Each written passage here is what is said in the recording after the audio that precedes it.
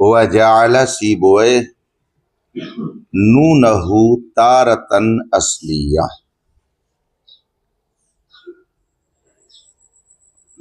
آیت کریمہ میں کلمہ شیاطینہم ہے. شیاطین یہ شیطان کی جمع. اس کا مادہ کیا ہے؟ اس سلسلے میں امام سیبویہ سے خود دو قول منقول ہے. ایک یہ کہ اس کا مادہ شطنن ہے. شطنن، شطنن سے شیطان. تشیطن یتشیطن، جس کا معنی ہوتا ہے دور ہونا. دور ہونا. تو اگر اس کا مادہ شطنن ہو تو اب شیطان کا معنی ہوگا دور ہونے والا. تو کس سے دور ہونے والا؟ تو مناسبت یہ نکلے گی بھلائی سے، خیر سے، نیکی سے. سمجھا؟ بعید عن الصلاح، و اچھائیوں سے دور. یہ ابلیس کا نام ہے، شیطان. خبیث روحوں میں جو اخبث الخبائث روح ہے وہ ہے ابلیس، اسی کا نام شیطان. تو امام سیبویہ نے شیطان کے نون کو کبھی اصلی قرار دیا ہے، یعنی مادہ اس کا کیا معنی ہے؟ شطن. علی انہ من شطانہ، اس طور پر کہ یہ شطانہ سے. یہ کب بولتے ہیں؟ اذا بعودا، جب کوئی شے. تو اب کیا مناسبت ہے ابلیس کا شیطان نام رکھنے میں اور اس کے لغوی معنی میں؟ تو فرماتے ہیں فَإِنَّهُ بَعِيدٌ عَنِ الصَّلَاحِ، وہ کیا ہے؟ اور اگر کہیں بھلائی سکھا بھی رہا ہو تو اس میں بھی اس کے نزدیک اپنے گمان فاسد کے اعتبار سے فساد ہی کا پہلو ہوگا، صلاح کا پہلو نہیں ہوگا. جیسے حضرت امیر معاویہ رضی اللہ تعالی عنہ کو جا کر اس نے ایک دن فجر کے وقت جگایا. حضرت امیر معاویہ رضی اللہ تعالی عنہ نے اس کو پکڑ لیا اور کہا کمبخت تو آج جگانے کیسے آ گیا؟ کہا وہ آپ کی فجر کی نماز قضا ہو رہی تھی، سورج نکلنے والا تھا تو میں نے سوچا کہ آپ کو دکھا دوں. آپ نے فرمایا تو شیطان ہے، تو جاگنے والوں کو سلانے کا کام کرتا ہے، یہ تو نے مجھ کو آج جگایا کیوں؟ نماز پڑھنے کے لیے تو نے جگایا؟ یہ سمجھ میں بات نہیں آ رہی ہے. تو بتا، جب تک بتائے گا نہیں تو اس کو چھوڑوں گا نہیں. تو نے آج کیسے جگایا؟ تو کہا نہیں نماز کے لیے جگایا. کہا نہ کچھ نہ کچھ ہے ضرور اس میں. تو کہنے لگا کہ ایک روز آپ کی نماز قضا ہو گئی تھی تو آپ رب کی بارگاہ میں بہت روئے اور اللہ تعالیٰ کو آپ کا یہ رونا بہت پسند آیا تو اس نے آپ کے درجات بہت بلند کر دیے. تو میں نے سوچا کہ آج اگر پھر قضا ہوئی تو پھر آپ کا درجہ پھر کہا کم بات اسی لیے تو آیا تھا. تو اس کے اندر جو ہے خیر کا پہلو ہے ہی نہیں، وہ صلاح سے دور ہی ہے. تو اس لیے اس کا نام کیا رکھا گیا؟ شیطان. فَإِنَّهُ بَعِيدٌ عَنِ الصَّلَاحِ، وہ خیر سے، صلاح سے کیا ہے؟ دور ہے. وَيَشْهَدُ لَهُ قَوْلُهُمْ تَشَيْطَنًا، اور اس کی شہادت اہل عرب کا قول تشیطنا دیتا ہے، چونکہ تشیطنا جو فعل ماضی ہے، ظاہر سی بات ہے کہ اس میں شطن ہی مادہ اس کا ہوگا، اس سے پتہ چلا کہ شیطان کا مادہ شطن ہے، تو بھی درست ہے اور مناسبت لغویہ پائی جا رہی ہے۔ وَأُخْرَى زَائِدَةً، کبھی امام سیبویہ نے اس کے نون کو اصلی قرار دیا ہے، وہ اخرى زائدہ، اور کبھی یعنی ان سے وہ بھی قول مروی ہے اور یہ بھی قول مروی ہے۔ اب اگر اس کا نون زائد ہو تو مادہ اس کا کیا ہوگا؟ شاتا یشیتو، شیطن، اسی سے شیطان، علی انہ من شاطا، اس طور پر کہ یہ شاتا یشیتو سے ہے۔ شاتا یشیتو شیطن کا معنی کیا ہوتا ہے؟ فرماتے اذا بطلا، جب کوئی شے ختم ہو جائے، باطل ہو جائے، تو باطل شے کو کیا کہتے ہیں؟ شیط، شاط الشیء، مطلب یہ ہوا کہ یہ شے غلط ہے، تو ظاہر سی بات ہے وہ غلطی نہیں ہے ابلیس، بلکہ سراپا غلط ہے۔ تو اب اگر اس کو شاتا یشیتو سے ماخوذ مانے، جس کا معنی ہوتا ہے باطل ہونے کے، تب بھی مناسبت ظاہر ہے، اس لیے کہ من اسمائہ الباطلو، ابلیس کے ناموں میں سے ایک نام کیا ہے؟ باطل، تو اس کا نام ہی باطل ہے، اور شیطان کا معنی باطل ہوا، سراپا غلط ہے وہ۔ بات سمجھ میں آ رہی ہے؟ خواہ اس کو شطن سے مانے یا شیطن سے مانے، دونوں کے لغوی معنی سے بہرحال مناسبت ظاہر ہے۔ شریر طبیعت، شرارت پسند، بدماش کو شیطان اسی لیے کہا جاتا ہے کہ جو کام اس ابلیس کا ہے وہ اپنے چیلوں سے اس طرح وہ کام کراتا ہے، اس لیے شریروں کو بھی تشبیہ دی جاتی ہے کس سے؟ شیطان سے، اور اس کو شیطان کی طرح کہنے کی بجائے شیطان ہی کہہ دیا جاتا ہے تشبیہ بلیغ کے طور پر۔ قالوا انا معکم واذا خلوا الى شیاطینہم، اور جب اپنے شیطانوں کے پاس تنہائی میں ہوں، قالو، تو وہ کہیں انا معکم، ہم تمہارے ساتھ ہیں۔ اس آیت کریمہ میں اور ما قبل کی آیت کریمہ میں دیکھو فرق ہے۔ وَإِذَا لَقُوا الَّذِينَ آمَنُوا، جب اہل ایمان سے ان کی ملاقات ہوتی ہے تو کہتے آمنا، فعل ماضی کا صیغہ، ہم ایمان لائے، تو یہ ماضی کا صیغہ یعنی فعل ہے اور بغیر تاکید کے ہے، سمجھا؟ بغیر تاکید کے ہیں۔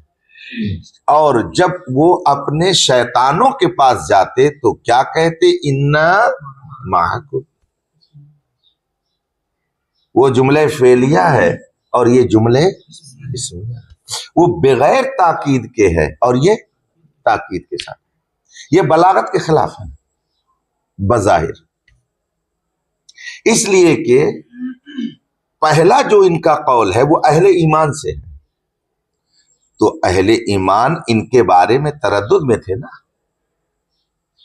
اسی لیے تو وہ اپنے ایمان کو ظاہر کرنے کے لیے اور اپنی صفائی دینے کے لیے نشہد انک لرسول اللہ، تو گویا اہل ایمان ان منافقین کے ایمان کے منکر تھے، اور منکر کے ساتھ جب گفتگو ہوتی ہے تو تاکید کے ساتھ ہوتی ہے، لہذا یہاں ہونا چاہیے انا مومنون، جب مومنوں سے ملتے تو کہتے بے شک ہم کیا مومن ہیں. بات سمجھا؟ اس لیے کہ منکر کے ساتھ کلام کرنے میں تاکید لانی چاہیے. سمجھ گئے؟ اور ان کے اپنے گھر کے لوگ تھے تو ان سے جو بھی کہتے، ارے کافروں سے تو جانتے ہی تھے کہ ہمارے، تو یہاں جملہ اسمیہ ہونا چاہیے بنسبت جملہ فعلیہ کے. جملہ اسمیہ میں تاکید ہوتی ہے، اور پھر منکر ہے تو اس کو انا کے ساتھ لانا چاہیے، جبکہ دونوں سے یہ خالی ہے. اور اپنے گرو گھنٹالوں سے ملتے ہیں تو کہتے انا معکم، وہاں تاکید بھی ہے اور جملے، تو یہ بلاغت کے خلاف. بات سمجھ میں آ رہی ہے؟ ایک بات.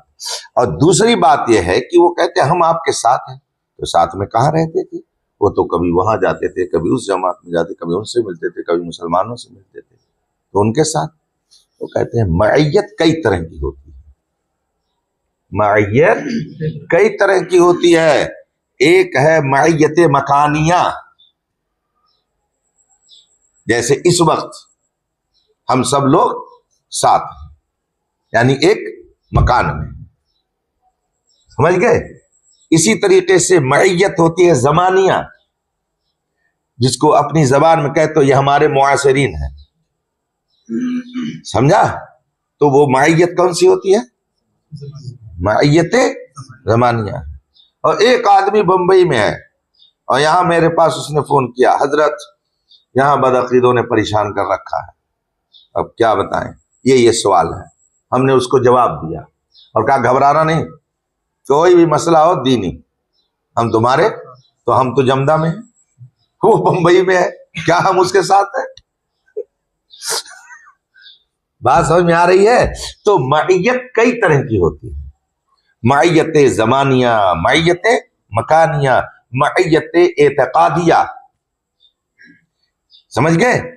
اور معیت امدادیہ، مدد کے اعتبار سے ساتھ، زمانے کے اعتبار سے ساتھ، مکان کے اعتبار، اور بہت سب نکال سکتے ہیں. یہاں پہ کون سی معیت مراد ہے؟ وہ کہتے ہیں انا معکم، ہم تمہارے ساتھ ہیں، فی الدین والاعتقاد. کس کے اعتبار سے؟ ہاں، اگرچہ ہم رہتے ہیں دوسرے محلے میں اور تم رہتے ہو دوسرے علاقے میں، لیکن ہم تمہارے ساتھ ہیں، اے فی الدین والاعتقاد، دین اور اعتقاد کے بعد سے جو تمہارا عقیدہ ہے وہی ہمارا عقیدہ ہے، جو تمہارا دین ہے وہی ہمارا دین ہے. ہم تو مسلمانوں کے پاس بس ایسے ہی چلے جاتے ہیں، تو لوگ پوچھتے کیوں جاتے ہو؟ کہا انما نحن مستہزئون، وہاں تھوڑا منورنجن کے لیے چلے جاتے. مسلمانوں کو پارک سمجھ رکھے تھے کہ چل کر کے وہاں تھوڑا منورنجن کر لیا جائے، مائنڈ فریش کر لیا جائے، کچھ ہنسی مذاق مسلمانوں کا کر کے ان کا مذاق اڑا لیا جائے. تو پہنچ جاتے تھے مسلمانوں اس لیے ان کے سامنے مذاق کرنے کے لیے، مائنڈ فریش کرنے کے لیے. اللہ نے قاعدے سے مائنڈ فریش کر دیا. اخرج فإنک منافق، اخرج فإنک منافق، سب دادا گیری نکل گئی. قالوا انا معکم، وہ بولتے ہم آپ کے ساتھ ہیں. ساتھ مراد معیت، اسی لیے اگر جیسے مع کون سا ظرف ہے؟ اصلاً مع کیا ہے؟ ظرف ہے نا جی، اصلاً ظرف ہے، اور ظرف کی دو ہی قسم ہیں، زمان اور مکان. سمجھ گئے؟ اس لیے میں نے اتنی تفصیل کر دی، اس لیے کہ اللہ تعالیٰ کے لیے بھی ان اللہ صبر کرنے والوں کے ساتھ ہے، اور مع ظرف ہے. اور ظرف جو ہے یا تو ظرف زمان ہوگا، تو اللہ تعالیٰ زمانے کے اعتبار سے تمہارے ساتھ ہے، یا مکان. اور ظاہر سی بات ہے کہ وہ ظرفیت سے پاک ہے. نہیں سمجھا؟ تو وہاں مطلب کیا؟ معیت قدرتیہ، معیت علمیہ، معیت احاطیہ. قدرت کے اعتبار سے، احاطے کے اعتبار سے، علم کے اعتبار سے وہ تمہارے ساتھ ہے، یعنی وہ تم سے غافل نہیں ہے، تم اس کے قبضے سے باہر نہیں ہو. یہ سارا معنی ہوتا ہے. ایسے یہاں پر ان کے کہنے کا مطلب یہ تھا کہ ہم اعتقاداً تمہارے. سمجھ بات آ رہی ہے؟ اب وہی سوال جو میں نے ابھی تمہیں بتایا کہ مسلمانوں کو انہوں نے مخاطب کیا جملہ فعلیہ سے اور بغیر تاکید کے، یہ بلاغت کے خلاف ہے. فرماتے خاطب المؤمنین بالجملۃ الفعلیہ، انہوں نے مسلمانوں کو مخاطب کیا جملے فعلیہ سے، والشیاطین بالجملۃ الاسمیہ، اور شیطانوں کو مخاطب کیا جملہ اسمیہ سے. علامہ بیضاوی بالکل متشدد ہی لگتے ہیں. آخر چاہتے تو یوں بھی کہہ سکتے تھے نا کہ وہ کبار المنافقین، اور یا کہہ سکتے تھے والکفار، کافروں کو مخاطب کیا تو انا معکم کہہ کے، بڑے بڑے منافقوں کو مخاطب کیا تو انا معکم کہہ کر کے. مگر آپ بھی وہی کلمہ دہرا رہے ہیں. سمجھ گئے؟ یہ سنت الہیہ ہے کہ بدماشوں کو کیا کہا جائے؟ ہاں، شیطان، مردود، خبیث کہنا. جو اللہ و رسول کا دشمن ہو اس کو شیطان کہنا سنت الہیہ ہے. جو اس کو تشدد سے تعبیر کرے اسے اپنے ایمان کی خیر منانی چاہیے.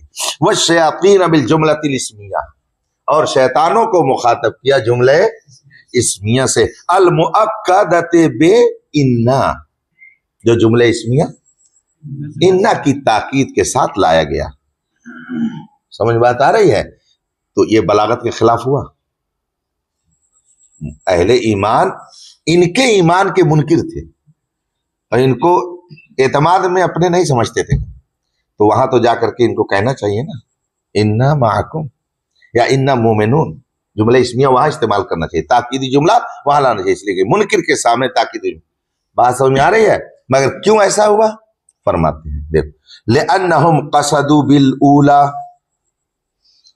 دعوی احداث الایمان وبالثانیۃ تحقیق ثباتہم علی ما کانوا علیہ. فرماتے ہیں کہ دیکھو، کبھی کبھی ایسا ہوتا ہے کہ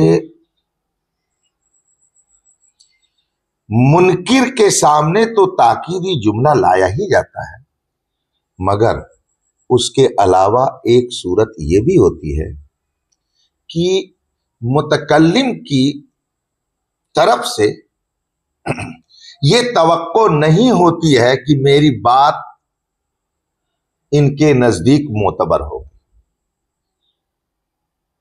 متکلم یہ جانتا ہے کہ میری بات اس کے نزدیک معتبر نہیں ہو، تو کام چلانا ہے اس کو، لشٹم فشٹم جس کو کہہ لیا جائے. تو کام چلاؤں جب آدمی طریقہ اختیار کرے گا تو اس میں زیادہ دلچسپی وہ نہیں. جیسے مارے کاٹے کوئی نماز اگر پڑھے تو بے وضو بھی چلا جائے گا. گیا جلدی سے 2 رکعت پڑھا چلا آیا، یہ مارے کاٹے والے نماز ہے. سمجھ گئے؟ یعنی کسی طریقے سے کھانا پوری ہو جائے. تو یہ جب مسلمانوں کے پاس جاتے تھے تو یہ گویا کیا کرتے تھے؟ کھانا پوری کرتے تھے. اور جب آدمی کھانا پوری کرے گا تو ظاہر سی بات ہے کہ وہ اہتمام نہیں ہو سکتا ہے. لیکن ادھر کھانا پوری نہیں، ادھر تو اعتماد بحال رکھنے کے لیے جا کے کہتے تھے. تو اس لیے وہاں انہوں نے جملے اسمیہ ذکر کیا اور مومنوں کے ساتھ جملے فعلیہ سے خطاب کیا. بات سمجھ میں آ رہی ہے؟ فرماتے ہیں لأنہم قصدوا، اس لیے کہ ان منافقین نے ارادہ کیا پہلے والے جملے سے. پہلا جملہ کیا؟ انا آمنا، آمنا. اس سے ان کا مقصود کیا تھا؟ دعوی احداث الایمان، ایمان کے پیدا کر لینے کا دعویٰ. کہتے کہ ہو گئی ہے غلطی، ارے پہلے ہم ڈھلمل تھے ادھر اور ادھر تھے، مگر آمنا، اب کیا ہو گئے ہم؟ ہاں، گڑبڑ تھے مگر اب صحیح ہو گئے. تو پہلے نہیں تھے اب ہو گئے، تو اس کے لیے کون سا صیغہ لایا جائے گا؟ فعل ماضی کا صیغہ لایا جائے گا. حدوث پر دلالت کرتا ہے جملے فعلیہ. تو حدوث سے ایمان کا ان کو اظہار کرنا تھا، اس لیے انہوں نے وہاں کون سا جملہ استعمال کیا. اور چونکہ یہاں بتانا تھا کہ ہم جیسے ہم پہلے تھے ویسے ہی ہے، اس لیے یہاں جملے اسمیہ. سمجھ بات آ رہی ہے؟ تو یہ بلاغت کے خلاف نہیں ہے، عین بلاغت ہے. بات وبالثانیۃ، اور دوسرے جملے سے ان کا مقصود کیا تھا؟ یعنی انا معکم سے فرماتے تحقیقت سے باتیں علی ما کانوا علیہ، جس پر وہ تھے، جس پر پہلے سے وہ تھے اسی پہ ثابت رہنے کو محقق کرنا تھا۔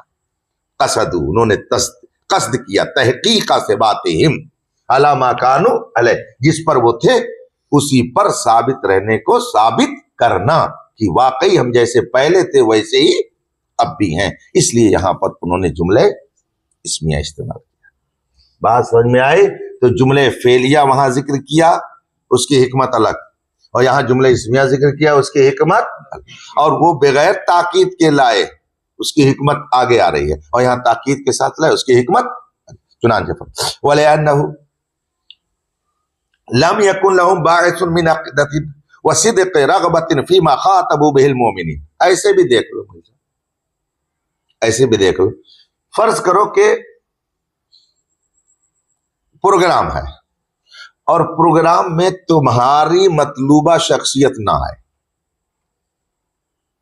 تم جس کو چاہ رہے ہو وہ نہ آئے، تو تمہاری رغبت کم ہو جائے گی، اور تم جس کو چاہ رہے ہو آ جائے تو رغبت بڑھ جائے گی۔ بات سمجھ میں آ رہی ہے؟ اور جب رغبت بڑھ جائے گی تو آدمی کی دوڑ دھوپ بھی بڑھ جائے گی، چہرے کی چمک بھی بڑھ جائے گی، سمجھ گئے؟ اور اگر وہ نہ ہے تو آدمی کا چہرہ مرجھایا ہوا دکھے گا۔ کہا جائے اے چلو ٹھیک ہے آ رہے ہیں، یہ چلو ٹھیک ہے، ارے بھائی آ رہے ہیں، کہاں چلے جا رہے ہیں، چلو ٹھیک ہے بیٹھ جائیں گے، ہے نا؟ اور اگر مطلوبہ شخصیت نہیں سمجھا، بلکہ یہ کہ بلانا بھی نہیں پڑے گا، بغیر بلائے پہنچ جائیں۔ بات سمجھ میں آ رہی ہے؟ تو اب چونکہ وہ مومنوں سے جو کہتے تھے اس میں ان کی کوئی رغبت نہیں تھی، وہ تو صرف کھانا پوری کرتے تھے، اور ادھر جو کہتے تھے وہ دل کی بات تھی، اس لیے یہاں پر ذرا للکار کر کے بولتے تھے انما۔ بات سمجھ میں آ رہی ہے؟ وہ فرماتے ہیں کہ وَلِأَنَّهُ لَمْ يَكُنْ لَهُمْ بَاعِثٌ مِنْ عَقِيدَةٍ وَصِدْقِ رَغْبَةٍ فِيمَا خَاطَبُوا بِهِ الْمُؤْمِنِينَ، اور دوسری وجہ یہ کہ ان کو عقیدہ اور صدق، سچی رغبت پر ابھارنے والی کوئی چیز نہیں تھی، نہ ان کے اندر کوئی ایسا عقیدہ تھا، نہ ایسا اعتقاد تھا جو ان کو ابھارتا، اور نہ کوئی سچا عقیدہ تھا ان کے اندر جو ان کو ابھارتا۔ کس جملے پر؟ فیما خاطبوا بہ المؤمنین، اس معاملے میں جس میں انہوں نے مسلمانوں سے گفتگو کی۔ وہاں ایمان تو ان کے اندر تھا نہیں، سچی رغبت تو تھی نہیں، تو وہاں پر ظاہر کرنے کے لیے کوئی داعیہ موجود نہیں تھا، اور یہ بھی نہیں توقع تھی کہ اگر واقعی ہم زوردار جملہ بول دیں گے تو مسلمان ہماری بات مان لیں گے۔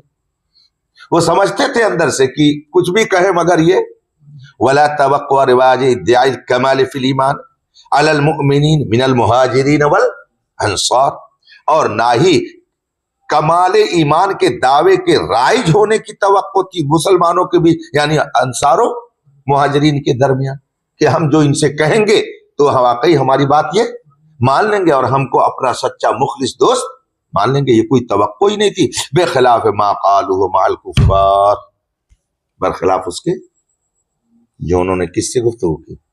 کفار سے۔ ادھر توقع تھی تو اس لیے ادھر ذرا للک للک کر کے بولتے تھے، اور ادھر بس صرف اور صرف کھانا پوری کے لیے کرتے تھے، اس لیے یہاں تاکید نہیں لے کر کے آئے اور وہاں جملہ استعمال کیا تو تاکید کے ساتھ۔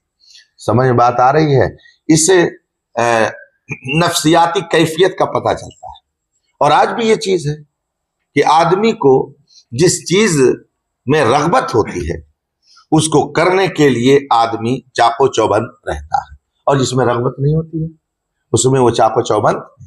پڑھانا بھی یہی ہے، نماز کا بھی یہی مسئلہ ہے، ہر کام کا یہی مسئلہ ہے۔ تم کو اگر فرض کرو کہ کسی معاملے میں لوگ کہہ رہے ہیں چلو بھائی ساتھ دو، چلو بھائی ساتھ دو، تو ایک صورت یہ ہوتی ہے کہ آدمی جھٹ پٹ پہنچتا ہے اور بہت ہی چاق و چوبند رہتا ہے، تو اس کا مطلب کیا ہوتا ہے کہ اس کام سے اس کو کیا ہے، کچھ دلچسپی ہے. اور یہ کہ چلو 5 بار بلایا 10 بار بلایا، جیسے میٹنگ ہوئی، اس کے بعد میں ایجنڈا تیار ہوا، اساتذہ نے کیا، اس کے بعد لے جاؤ صاحب کو دستخط کرا کے لے کے آؤ، پورے گاؤں والوں کو بلاؤ، مسئلہ حل کیا جائے. سمجھا؟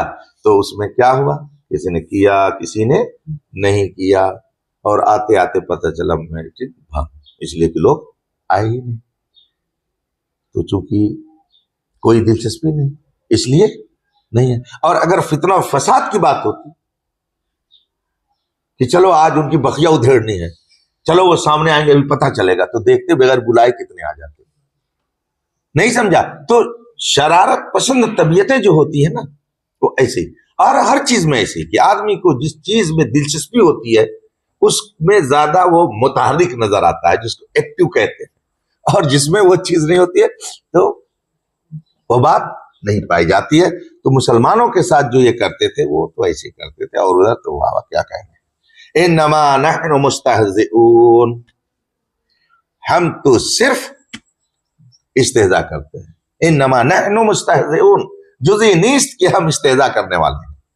ترجمہ یہ ہوگا، جزئی نیست کہ ہم، یعنی ہم صرف استہزاء کرتے ہیں، یعنی وہاں ان کا مذاق اڑانے کے لیے جاتے ہیں. تاکید لما قبلہ، یہ اپنے ما قبل کے جملے کی کیا ہے، تاکید ہے. کیا مطلب ہوا؟ یعنی انا معکم ایک جملہ ہے، اور انما نحن مستہزئون دوسرا جملہ ہے. ضابطہ یہ ہے کہ 2 جملوں کے درمیان عطف ہونا چاہیے، حالانکہ یہاں عطف نہیں ہے، تو اس شبہے کو زائل کرتے ہوئے فرماتے ہیں یہ معطوف اور معطوف علیہ نہیں ہے، یہ مؤکد اور تاکید ہے. اور مؤکد تاکید کے بیچ میں عاطفہ نہیں لایا جاتا ہے. تاکید لما قبل ہو، یہ اپنے ما قبل کی کیا ہے، تاکید ہے. بات سمجھ میں آ رہی ہے؟ اب تو ایک مسئلہ اور پیدا ہو گیا کہ آپ کہہ رہے ہو یہ تاکید ہے. تاکید کا معنی کیا ہوتا ہے کہ پہلے جملے میں جو مفہوم ادا کیا گیا ہے دوسرے جملے میں بھی وہی مفہوم ہو. جانی زیدن زیدن، تب جا کر کے یہ کیا ہو گیا، تاکید. جاءنی زید نفسہ، زید خود آیا، تو جو زید سے مراد لیا گیا ہے وہی نفسہ سے بھی مراد ہے. دونوں کا مفہوم ایک ہے، تب ہے تاکید. اور وہاں انا معکم، ہم تمہارے ساتھ ہیں، اور ادھر ہے انما نحن مستہزئون، ہم تو مسلمانوں کا کیا اڑاتے ہیں، مذاق اڑاتے ہیں. تو دونوں کا مفہوم ایک ہے، دونوں کا معنی ایک ہے. وہ کہاں ہے کہ ہم جو تمہارا عقیدہ وہی ہمارا عقیدہ، وہاں یہ بتانا ہے. اور یہاں یہ بتانا ہے کہ ہم مسلمانوں کا کیا اڑاتے ہیں، مذاق اڑاتے. دونوں کا مفہوم ایک کیسے ہو گیا، تو تاکید کیسے ہے؟ بات سمجھ میں آ رہی ہے؟ یہ ہے سوال کہ انہوں نے جو تاکید کہہ دیا، کیسے تاکید کہا جا سکتا ہے؟ تو فرماتے ہیں سنو کیسے تاکید ہے. سرسری اور سطحی علم مت رکھو، گہرائی میں جاؤ اترو، تب پتا چلے گا کہ یہ کیسے تاکید ہے. انہوں نے کہا ہم تمہارے ساتھ ہیں، ادھر کیا کر رہے ہیں، مذاق، مسلمانوں کا مذاق کر رہے ہیں. تو آدمی جس کا مذاق اڑاتا ہے، جس کا مذاق اڑاتا ہے، اس کو بہت باعزت سمجھتا ہے، اس کو بہت باعزت سمجھتا ہے.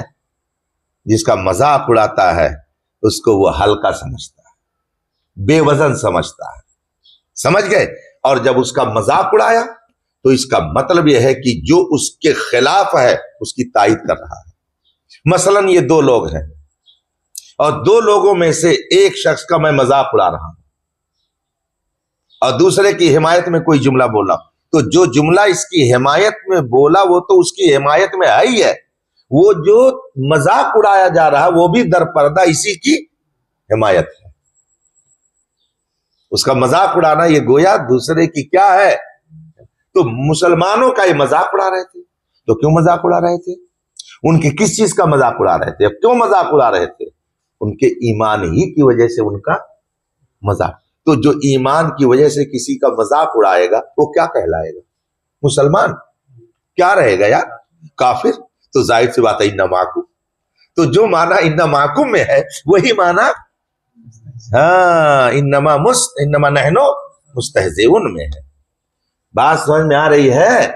جیسے کسی نے شاعر اسلام کا مذاق اڑایا،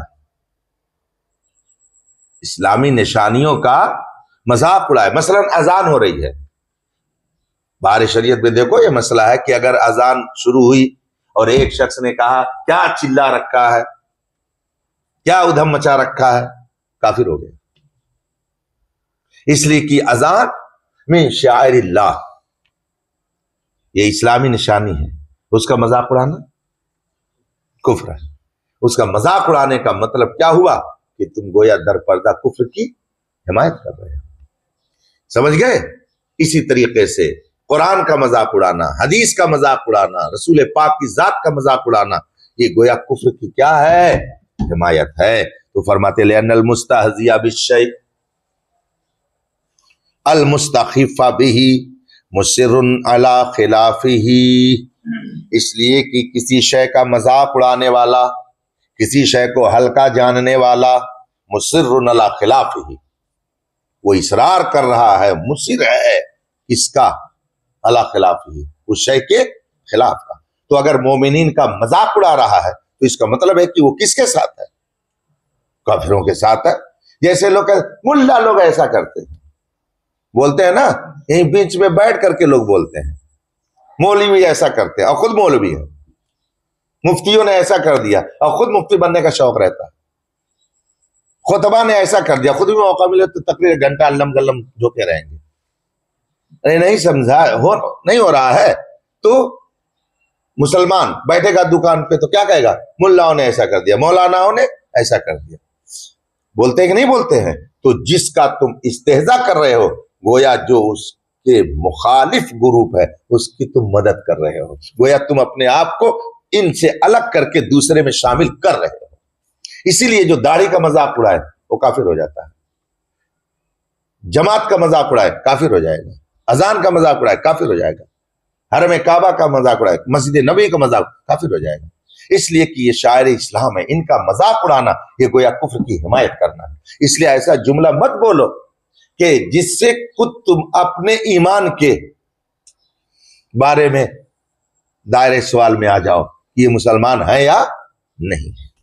چلو، او بدل من ہو، یا تو تاکید کا جملہ ہے، او بدل من ہو، یا اس کا بدل ہے. دونوں صورتوں میں معال اور انجام وہی ہوگا. لأن من حقر الاسلام، دیکھو یہ ضابطہ عمل صاحب، من حقر الاسلام فقد عظم الکفر، جس نے اسلام کی تحقیر کی، فقد عظم الکفر، تو گویا اس نے کیا کیا؟ کفر کی. ایک مومن کو جو کہا گیا ہے کہ اگر کوئی کافر کہے اور وہ کافر نہیں تھا تو کہنے والا خود کافر ہو جاتا ہے. کیوں؟ اس لیے کہ جب ایک مومن کو اس نے کافر کہا تو اس کا مطلب یہ کہ اس کے ایمان کو اس نے کیا سمجھا؟ کفر سمجھا. اور ایمان کو کفر سمجھنا کفر، سمجھ گئے؟ اس لیے کہنے والا کیا ہو گیا؟ کافر ہو گیا.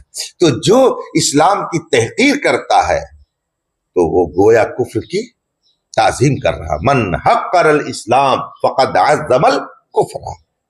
اسی طریقے سے سمجھتے چلے جاؤ. بولتا جس نے طبقہ علماء کی تحقیر کی اس نے گویا جاہلوں کی توقیر کیا. سب جگہ لیتے چلے جاؤ، سب میں یہ چلے گا ضابطہ. طلبا کی جس نے تحقیر کی تو اس کا مطلب یہ ہے کہ لونڈے لفاڑیوں کی، لا خیروں کی اس نے کیا کی. ظاہر سی بات ہے سب جگہ یہ ضابطہ چلے گا. تو اب چونکہ انہوں نے اہل اسلام کا مذاق اڑایا تو گویا کفر کو انہوں نے بہتر سمجھا. اس لیے انا معکم کا جو مفہوم ہے وہی مفہوم انما نحن مستہزئون کا ہے، لہذا یہ اسی کی تاکید ہے. چلو